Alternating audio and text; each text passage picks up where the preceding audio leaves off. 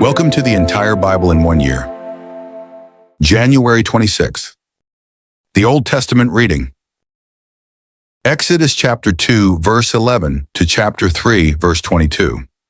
In those days when Moses had grown up, he went out to his brothers and saw their burdens. He saw an Egyptian striking a Hebrew, one of his brothers. He looked this way and that way, and when he saw that there was no one, he killed the Egyptian and hid him in the sand. He went out the second day, and behold, 2 men of the Hebrews were fighting with each other. He said to him who did the wrong, "Why do you strike your fellow?" He said, "Who made you a prince and a judge over us? Do you plan to kill me as you killed the Egyptian?" Moses was afraid and said, "Surely this thing is known." Now when Pharaoh heard this thing, he sought to kill Moses. But Moses fled from the face of Pharaoh and lived in the land of Midian, and he sat down by a well. Now the priest of Midian had 7 daughters. They came and drew water and filled the troughs to water their father's flock. The shepherds came and drove them away, but Moses stood up and helped them and watered their flock. When they came to Rael, their father, he said, "How is it that you have returned so early today?" They said, "An Egyptian delivered us out of the hand of the shepherds, and moreover, he drew water for us and watered the flock." He said to his daughters, "Where is he? Why is it that you have left the man? Call him, that he may eat bread." Moses was content to dwell with the man. He gave Moses Zipporah his daughter. She bore a son, and he named him Gershom, for he said, "I have lived as a foreigner in a foreign land." In the course of those many days, the king of Egypt died, and the children of Israel sighed because of the bondage, and they cried, and their cry came up to God because of the bondage. God heard their groaning, and God remembered his covenant with Abraham, with Isaac, and with Jacob. God saw the children of Israel, and God understood. Now Moses was keeping the flock of Jethro, his father-in-law, the priest of Midian, and he led the flock to the back of the wilderness and came to God's mountain, to Horeb. The Lord's angel appeared to him in a flame of fire out of the middle of a bush. He looked, and behold, the bush burned with fire, and the bush was not consumed. Moses said, "I will go now and see this great sight, why the bush is not burned."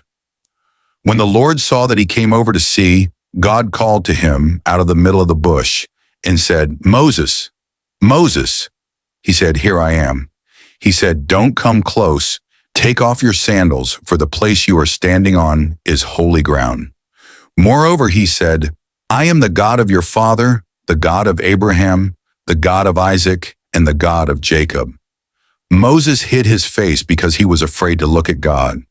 The Lord said, "I have surely seen the affliction of my people who are in Egypt, and have heard their cry because of their taskmasters, for I know their sorrows. I have come down to deliver them out of the hand of the Egyptians, and to bring them up out of that land to a good and large land, to a land flowing with milk and honey, to the place of the Canaanite, the Hittite, the Amorite, the Perizzite, the Hivite, and the Jebusite. Now behold, the cry of the children of Israel has come to me.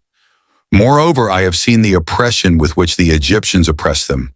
Come now, therefore, and I will send you to Pharaoh, that you may bring my people, the children of Israel, out of Egypt." Moses said to God, "Who am I that I should go to Pharaoh, and that I should bring the children of Israel out of Egypt?" He said, "Certainly I will be with you. This will be the token to you that I have sent you. When you have brought the people out of Egypt, you shall serve God on this mountain." Moses said to God, "Behold, when I come to the children of Israel and tell them, 'The God of your fathers has sent me to you,' and they ask me, 'What is his name?' what should I tell them?" God said to Moses, "I am who I am." And he said, "You shall tell the children of Israel this, 'I am has sent me to you.'" God said moreover to Moses, "You shall tell the children of Israel this, 'The Lord, the God of your fathers, the God of Abraham, the God of Isaac, and the God of Jacob, has sent me to you. This is my name forever, and this is my memorial to all generations.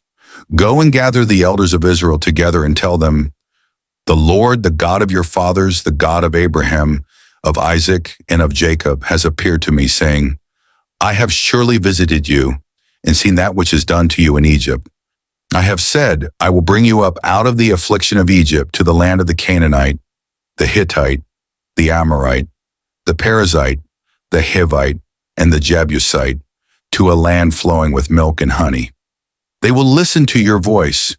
You shall come, you and the elders of Israel, to the king of Egypt, and you shall tell him, the Lord, the God of the Hebrews, has met with us. Now please let us go 3 days' journey into the wilderness, that we may sacrifice to the Lord our God. I know that the king of Egypt won't give you permission to go. No, not by a mighty hand. I will reach out my hand and strike Egypt with all my wonders, which I will do among them, and after that he will let you go. I will give this people favor in the sight of the Egyptians, and it will happen that when you go, you shall not go empty-handed. But every woman shall ask of her neighbor, and of her who visits her house, jewels of silver, jewels of gold, and clothing. You shall put them on your sons and on your daughters. You shall plunder the Egyptians. The New Testament reading. Matthew chapter 17, verse 10 to verse 27. His disciples asked him, saying, Then why do the scribes say that Elijah must come first? Jesus answered them, Elijah indeed comes first and will restore all things. But I tell you that Elijah has come already, and they didn't recognize him, but did to him whatever they wanted to. Even so, the Son of Man will also suffer by them. Then the disciples understood that he spoke to them of John the Baptizer. When they came to the multitude, a man came to him, kneeling down to him and saying, Lord, have mercy on my son, for he is epileptic and suffers grievously, for he often falls into the fire and often into the water. So I brought him to your disciples, and they could not cure him. Jesus answered, Faithless and perverse generation, how long will I be with you? How long will I bear with you? Bring him here to me. Jesus rebuked the demon, and it went out of him, and the boy was cured from that hour. Then the disciples came to Jesus privately and said, Why weren't we able to cast it out? He said to them, Because of your unbelief. For most certainly I tell you, if you have faith as a grain of mustard seed, you will tell this mountain, Move from here to there, and it will move, and nothing will be impossible for you. But this kind doesn't go out except by prayer and fasting. While they were staying in Galilee, Jesus said to them, The Son of Man is about to be delivered up into the hands of men, and they will kill him, and the third day he will be raised up. They were exceedingly sorry. When they had come to Capernaum, those who collected the didrachma coins came to Peter and said, Doesn't your teacher pay the didrachma? He said, Yes. When he came into the house, Jesus anticipated him, saying, What do you think, Simon? From whom do the kings of the earth receive toll or tribute? From their children or from strangers? Peter said to him, From strangers. Jesus said to him, Therefore the children are exempt, but lest we cause them to stumble, go to the sea, cast a hook, and take up the first fish that comes up. When you have opened its mouth, you will find a stater coin. Take that and give it to them for me and you. Psalm chapter 11, verse 5 to verse 7. The Lord examines the righteous, but his soul hates the wicked and him who loves violence.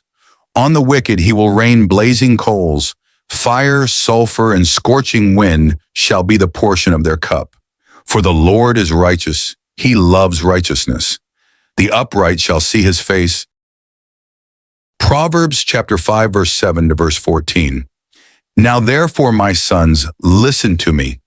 Don't depart from the words of my mouth. Remove your way far from her. Don't come near the door of her house, lest you give your honor to others and your years to the cruel one. Lest strangers feast on your wealth and your labors enrich another man's house. You will groan at your latter end when your flesh and your body are consumed and say, How I have hated instruction, and my heart despised reproof. I haven't obeyed the voice of my teachers, nor turned my ear to those who instructed me. I have come to the brink of utter ruin among the gathered assembly. This concludes our reading for today. God bless you and see you tomorrow.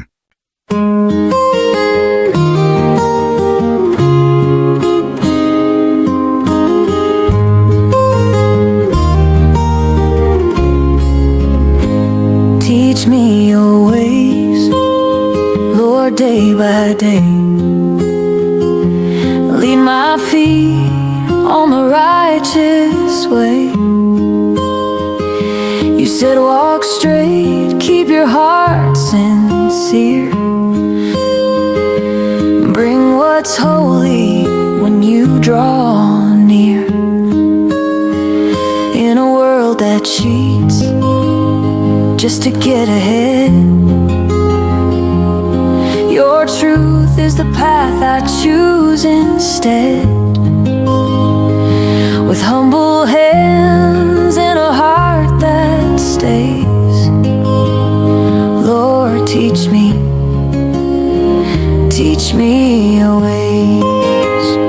You call me chosen, a child of light. Told me to stand and do what's right. Lay down envy, anger, pride. Crave your word deep inside. A living stone in a holy place, built by mercy, saved by grace, set apart for all my days. Lord, teach me your ways. Teach me your ways, guide me through the nights and days. I'll lift my hands, I'll give you praise. Your word shines bright through every phase. Oh, hold my heart when my wisdom strays. Lord, teach me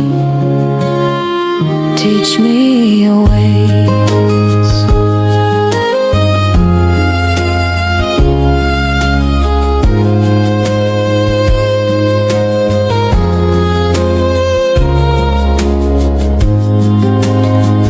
Your law is sweeter than honeycomb. It keeps my feet and it leads me home. Turn my eyes from worthless things. Give me life under your wings. The proud may boast, but only fools pretend. The wise lean on you until the end. I walk with you through every blaze. Lord, teach me your ways. When the daylight fades and the stars all blaze, I'll still be singing through the haze. My God is faithful all my days.